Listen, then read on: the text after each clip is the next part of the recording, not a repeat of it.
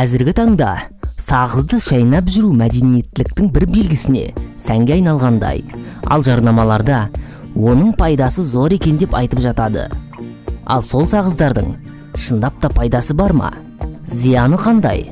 Мұны көпшілігіміз біле бермейтініміз анық. Ең алдымен оның құрамына зер салсақ. Аспартам бас ауруын, бас айналу мен жүрек айнуды тудыратын тәттілеуіш. Сағызды шайнағанда ерейтін, ол ағзаға түскен соң формальдегидке, содан соң метаболикалық ацетоз тудыратын құмырсқа қышқылына айналады. Қант. Сағыздың құрамында қант болмайды деу қате. Кез келген сағыз қантсыз жасалмайды. Ал қанттың зияны белгілі. Сонымен қатар ағзамызға зиянды сорбит, глит, дәмдеуіштер, бояғыштар мен химикаттар өте көп.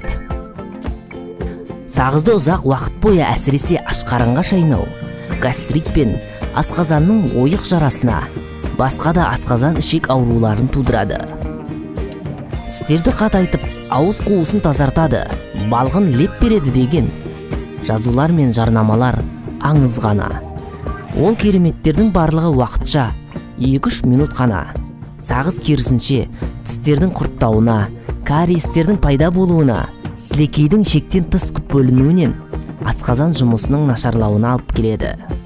Енді сағызды шайнап, аузынан шарлар шығарып, тарс-тарс еткізіп кетіп бара жатқан қызды немесе жігітті елестетіп көріңіз.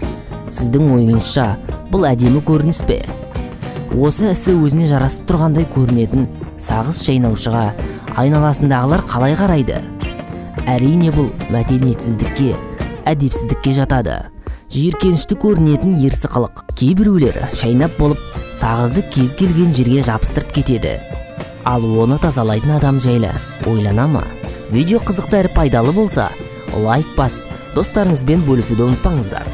Жаңа видеоларымызды жіберіп алмас үшін арнаға жазылып, қоңыраушаны басып қойыңыздар.